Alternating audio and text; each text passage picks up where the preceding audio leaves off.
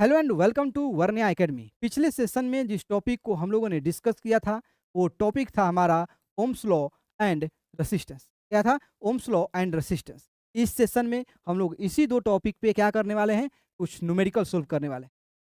तो चलिए आज के सेशन को स्टार्ट करते हैं, लेकिन उससे पहले आप एक और बात ध्यान दीजिएगा कि अगर आप क्लास 10th के किसी और भी टॉपिक पे वीडियो चाहते हैं तो आप कमेंट बॉक्स में रिकमेंड कर सकते हैं। चलिए आज के सेशन को स्टार्ट करते हैं, लेकिन उससे पहले आप इस वीडियो को ज़्यादा से ज़्यादा शेयर कीजिए, लाइक कीजिए और चैनल को सब्सक्राइब कीजिए। चलिए देखते हैं हम लोग अपना आज का पहला प्रॉब्लम, पहला न्यूमेरिकल।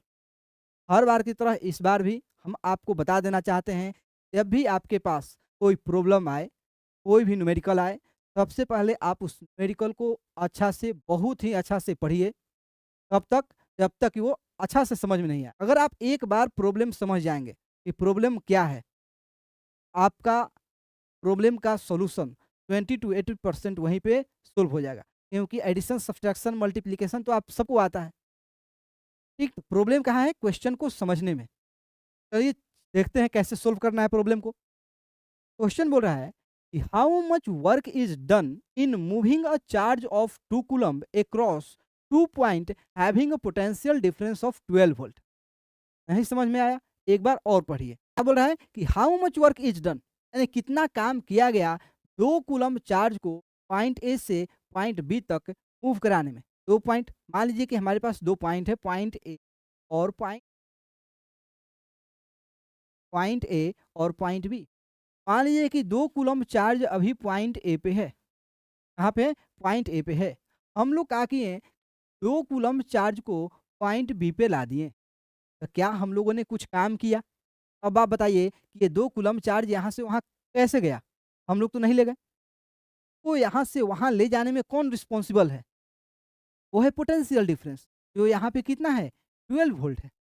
पोटेंशियल डिफरेंस ही रिस्पॉन्सिबल है चार्ज को फ्लो कराने में। जितना ज़्यादा पोटेंशियल डिफरेंस होगा, उतना ही ज़्यादा मात्रा में चार्ज क्या करेगा? फ्लो करेगा। काम कौन कर रहा है? Potential difference. क्या काम कर रहा है? तो 2 कूलम्ब चार्ज को पॉइंट ए से पॉइंट बी पे लेके जा रहा है। तो बताना है कि ये पोटेंशियल डिफरेंस जो 12 वोल्ट है, कितना काम किया? कितना काम किया?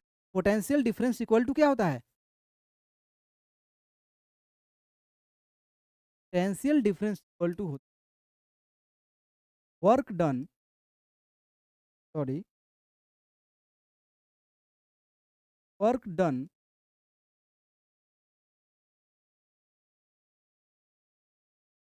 पोटेंशियल डिफरेंस को और किस नाम से जानते हैं? वो है वोल्टेज। पोटेंशियल डिफरेंस को हम लोग वी से डिनोट करते हैं, वर्क डन को डब्ल्यू से और चार्ज को क्यू से, और पोटेंशियल डिफरेंस का जो एसआई यूनिट होता है वो होता है वोल्ट। अब आप बताइए क्या यहाँ से हम लोग वर्क डन निकाल सकते हैं? निकाल सकते हैं। कुछ नहीं करना है, बस इस चार्ज को इधर लाकर क्या करना है? मल्टीप्लाई करना है। वर्क डन इक्वल टू हो जाएगा वी मल्टीप्लाई क्यू, और वर्क डन का जो एसआई यूनिट क्या होगा? जूल। क्या होगा? जूल। अब बताइए वोल्ट कितना है? 12। कितना चार्ज मूव कर रहा है? 2, यानी कि आंसर आएगा वो होगा 24 वर्क डन। ठीक, कितना work done? 24 joule work done. बात समझ में आया? क्वेश्चन बोल रहा है कि 2 पॉइंट है, पॉइंट ए और पॉइंट बी। पॉइंट ए पे 2 कूलम्ब चार्ज है, उसको हमें पॉइंट बी पे लेके जाना है। तो कौन लेके जाता है? हम तो लेके नहीं जा पाएंगे। कौन लेके जाएगा? कौन लेके जाएगा? Potential difference. Potential difference responsible होता है चार्ज को फ्लो कराने में। पोटेंशियल डिफरेंस 12 वोल्ट का है, जो 2 कूलम्ब चार्ज को पॉइंट से पॉइंट बी पे ले गया, यानी कि पोटेंशियल डिफरेंस काम किया। तो कितना काम किया? कितना जूल वर्क डन किया पोटेंशियल डिफरेंस? वही हमें क्या करना है? निकालना है। आराम से क्या हो गया? निकल गया। प्रॉब्लम सोल्व होगा जब आप प्रॉब्लम को अच्छा से क्या करिएगा? समझिएगा, उस पे अपना पकड़ बनाइएगा। नेक्स्ट क्वेश्चन देखते हैं। कैलकुलेट द पोटेंशियल डिफरेंस में क्या कैलकुलेट करना है? Potential difference across a conductor of resistance 5 ohm to make a current of 1.5 ampere flow through it. नहीं समझ में आया? मान लीजिए कि नहीं समझ में आया, एक बार और पढ़िए। Calculate the potential difference required across a conductor of resistance 5 ohm to make a current of 1.5 ampere flow through. बोल रहा है एक कंडक्टर, क्या क्वेश्चन बोल रहा है, एक कंडक्टर है, इस कंडक्टर का जो रेसिस्टेंस है, कंडक्टर का जो रेसिस्टेंस है वो है 5 ओम। क्या है रेसिस्टेंस, कितना है रेसिस्टेंस, 5 ओम।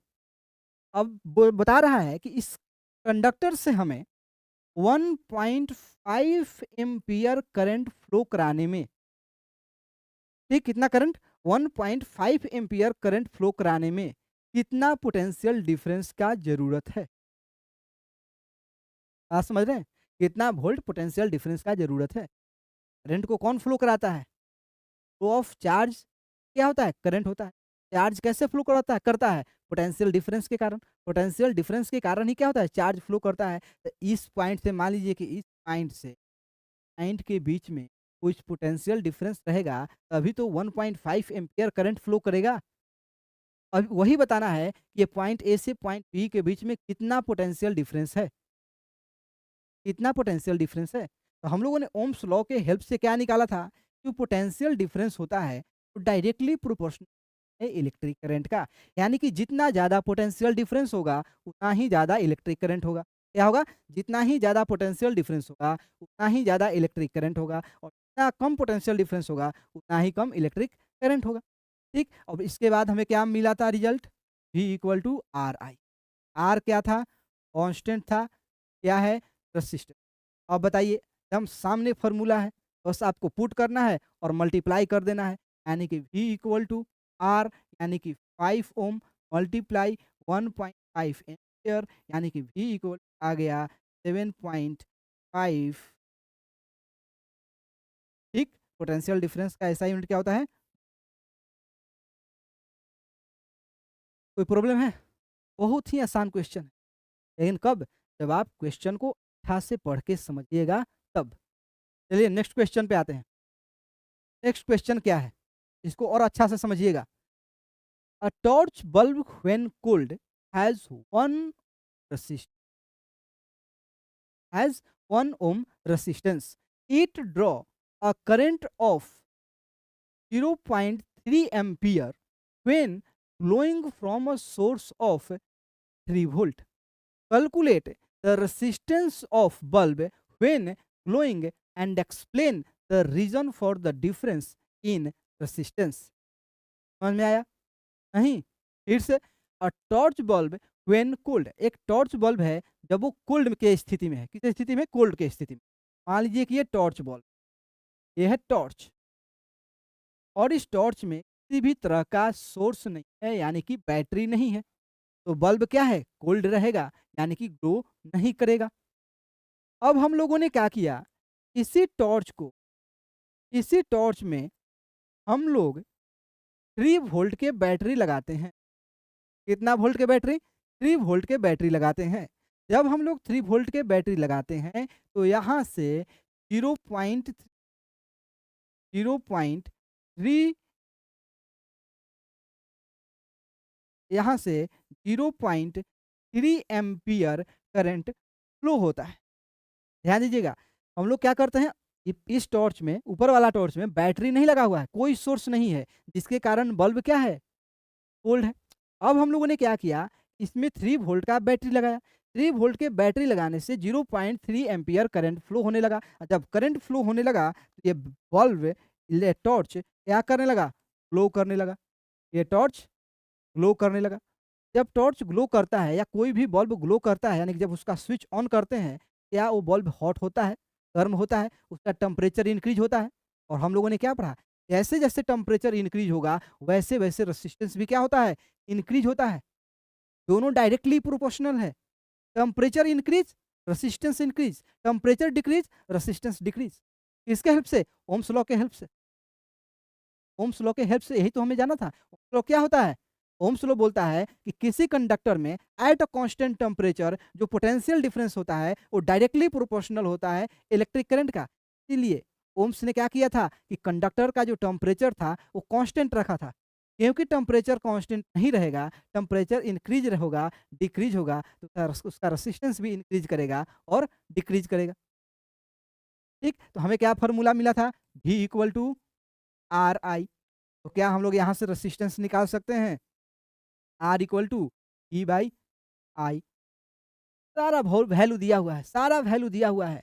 भी कितना है 3 वोल्ट, 3 वोल्ट। करंट कितना है 0.3, 0.3। यहाँ से क्या हो जाएगा, ये पॉइंट हटाइएगा तो ऊपर 10 चला जाएगा। 3 मल्टीप्लाई 10 डिवाइडेड बाई कट जाएगा।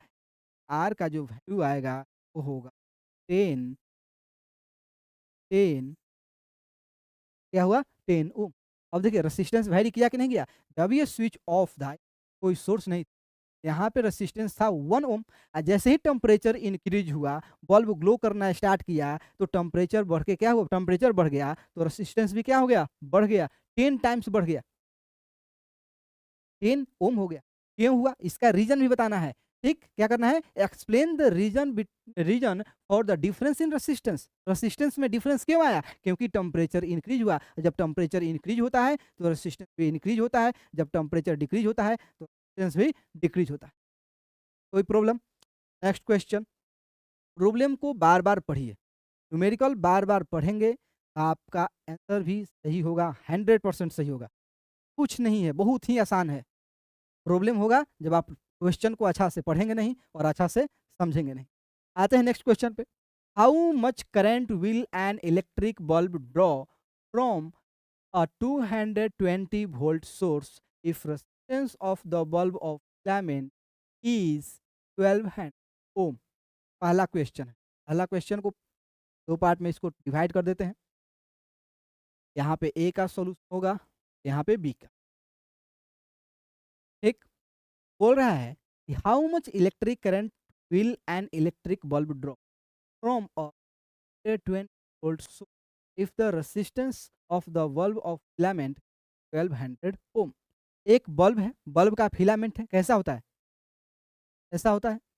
इस बल्ब के फिलामेंट में हम लोग क्या किए, इलेक्ट्रिक करंट दिए, इलेक्ट्रिक करंट दिए। कितना इलेक्ट्रिक करंट दिए हमें नहीं पता है, इलेक्ट्रिक करंट कितना दिए हैं पता है, हमें क्या पता है, फिलामेंट का जो रेसिस्टेंस है वो है 1200 ओम।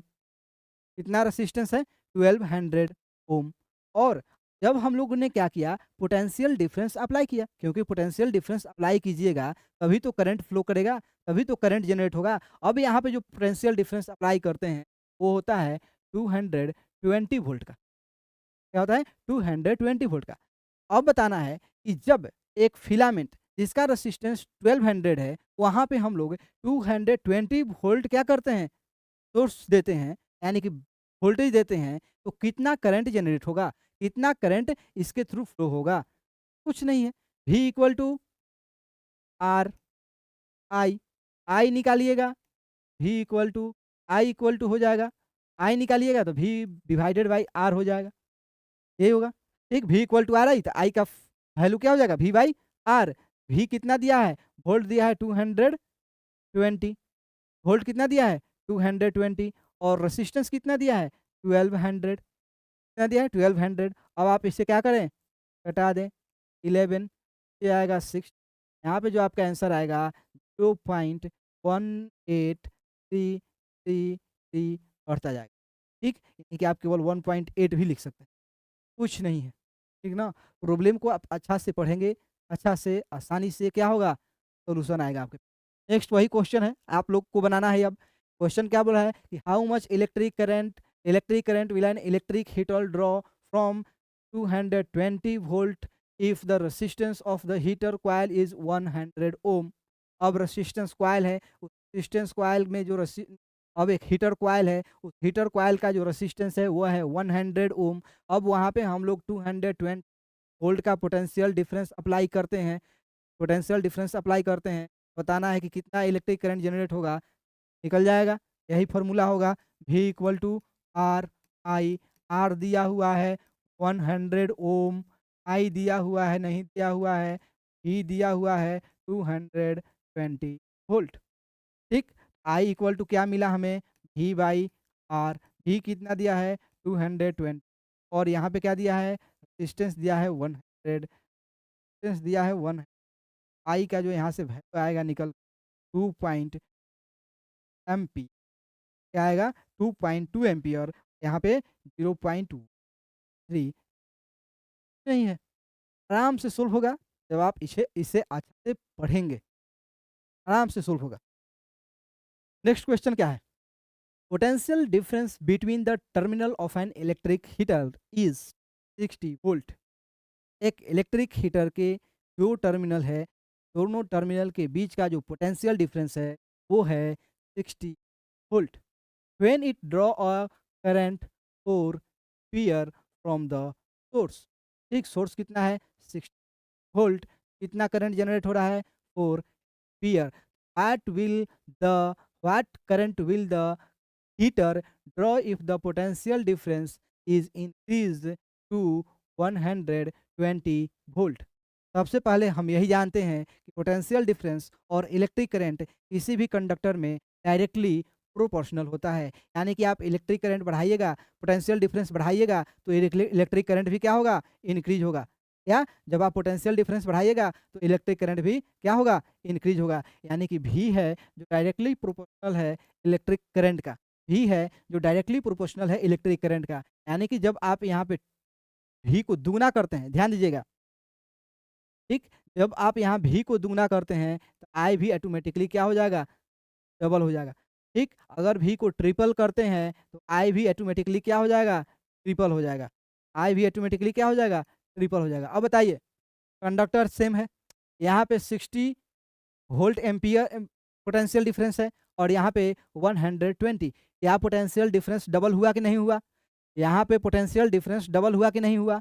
हुआ। तो क्या ये डबल होगा? होगा। यानी कि 8 एम्पियर करंट क्या होगा, जनरेट होगा। यहाँ से सिंपल क्वेश्चन आप पढ़िए, कंसेप्ट अप्लाई कीजिए, रिजल्ट आ गया। अगर हमें मैथमेटिकली इसको सोल्व करना है, हमें कैसे सोल्व करना है?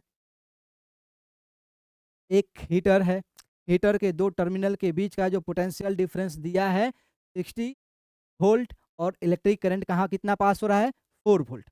यानी कि आपके पास पोटेंशियल डिफरेंस है वोल्ट और करंट दिया है 4 एम्पियर। क्या हम लोग यहाँ से रेजिस्टेंस निकाल सकते हैं? ई बाई आई होता है 4 होगा, ई कितना 3 ओम।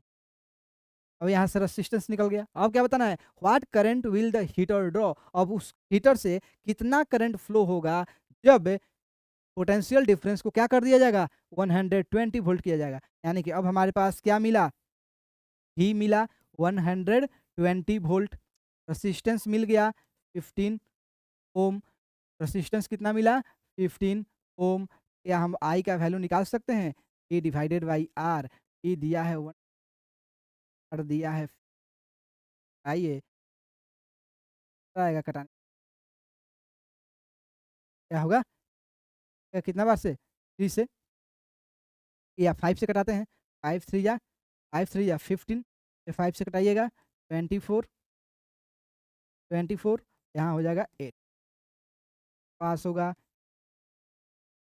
देखिए रिजल्ट आया 8 एम्पियर। करंट दुगना हुआ कि नहीं हुआ? ठीक, हमें क्या पढ़ा, हम लोगों ने क्या पढ़ा था कि पोटेंशियल डिफरेंस डायरेक्टली प्रोपोर्शनल होता है इलेक्ट्रिक करंट का। पोटेंशियल डिफरेंस डायरेक्टली प्रोपोर्शनल होता है इलेक्ट्रिक करंट का। जब भी आप डायरेक्ट प्रोपोर्शन और इन्वर्स प्रोपोर्शनल निकालते हैं, आप ध्यान दीजिएगा, जब आप डायरेक्ट प्रोपोर्शनल निकालते हैं एक क्वांटिटी डबल होगा तो दूसरा क्वांटिटी ऑटोमेटिकली क्या हो जाएगा, डबल हो जाएगा। क्योंकि डायरेक्ट प्रोपोर्शन जो दो क्वांटिटी के बीच का रेशियो होता है वो हमेशा हमेशा कांस्टेंट रहता है। क्या रहता है, कांस्टेंट रहता है। तो यहाँ पे पोटेंशियल डिफरेंस डबल हुआ तो इलेक्ट्रिक करंट भी क्या हो जाएगा, डबल हो जाएगा। सॉरी, इलेक्ट्रिक करंट भी क्या हो जाएगा, डबल होगा। पहले हमारे पास पोटेंशियल डिफरेंस कितना था, 60 था, करंट फ्लो हो रहा था 4, कितना करंट, 4 एम्पियर। अब क्या हुआ, पोटेंशियल डिफरेंस 120 वोल्ट हो गया। तो एक हम क्या किए, इसमें 2 से मल्टीप्लाई किए, यहाँ भी हम क्या कर देंगे, 2 से मल्टीप्लाई कर देंगे। आसान है, एकदम कंसेप्ट क्लियर रहेगा। क्वेश्चन अच्छा से पढ़िए, समझिए, आंसर दीजिए, आराम से आ गया। चलिए नेक्स्ट क्वेश्चन देखते हैं। नेक्स्ट क्वेश्चन बोल रहा है, the resistance of a wire of length 5 metre is 100 ohm. एक वायर है, क्या है, एक वायर है, इस वायर का लेंथ है वो है 5 और इसका रेसिस्टेंस है वो है ओम। रेजिस्टेंस कितना है? 100 ओम। क्वेश्चन क्या बोल रहा है? The resistance of a wire of length 5 metre. एक रेजिस्टेंस है जिसका लेंथ 5 मीटर है। का रेजिस्टेंस कितना है? बोल रहा है 100 ohm. If the area of cross section, area of cross section क्या है? ये एरिया ऑफ क्रॉस सेक्शन बोल रहा है 3 in 10 to the power 7 metre square है। एरिया कितना है? 3 in power 3 into 10 to the power 10 metre square है। क्रॉस सेक्शन एरिया कितना है? 3 into 10 to the power -7 metre square. अब आप बताइए इसका रेसिस्टिविटी विधि का किससे डिनोट करते हैं? हमें क्या निकालना है? रेसिस्टिविटी निकालना है। ये फॉर्मूला से क्या मिला था? रेसिस्टेंस होता है डायरेक्टली प्रोपोर्शनल होता है लेंथ का। रेजिस्टेंस होता है जो डायरेक्टली प्रोपोर्शनल होता है लेंथ का। रेजिस्टेंस होता है इनवर्सली प्रोपोर्शनल होता है किसका? क्रॉस सेक्शन एरिया का। जब हम दोनों को ज्वाइन करते हैं, R directly proportional length, inversely proportional area, यहाँ पे जब हम लोग साइन ऑफ प्रोपोर्शनैलिटी को रिमूव करते हैं, एक कांस्टेंट मिलता है। वही कांस्टेंट क्या बोलते हैं हम लोग? रेसिस्टिविटी, जिसको हम क्या करते हैं? डिनोट करते हैं। यानी कि हमारे पास क्या फॉर्मूला है? R equal to rho multiply L by A. तो क्या हम लोग यहाँ से रो का वैल्यू निकाल सकते हैं रेसिस्टिविटी का? रो इक्वल टू क्या हो जाएगा? आर मल्टीप्लाई ए। यही है फॉर्मूला। फाइनल रिजल्ट सारा वैल्यू दिया हुआ है, अब आपको पुट करना है। रेसिस्टेंस है 100 ohm. Area of cross section है, एरिया ऑफ क्रॉस सेक्शन है 3 to 10 to the power -10 metre square और लेंथ है वो है 5। लेंथ कितना है? 5 मीटर। अब हम लोग क्या करते हैं? क्या है? एसआई यूनिट मीटर स्क्वायर और रेजिस्टेंस का ओम। अब क्या करते हैं? इसको कटाते हैं कितना बार में? 20 बार में। 20 बार में। अब क्या कीजिए, अब ध्यान दीजिएगा। अब हम लोग इस 2 को 3 में मल्टीप्लाई करते हैं। 3 टू जा 6 और इस 0 को यहाँ पे यानी क्या बचा? 10 बचा, इसमें ऐड करेंगे 6 into 10 to the power ohm metre. क्या आएगा? ठीक है, ये आपके पास क्या आएगा? रिजल्ट आएगा। प्रॉब्लम सिंपल है। कब? जब आप क्वेश्चन को अच्छा से समझेंगे तब। है? चलिए, आज के लिए इतना ही। मिलते हैं अगले सेशन में। तब तक के लिए धन्यवाद।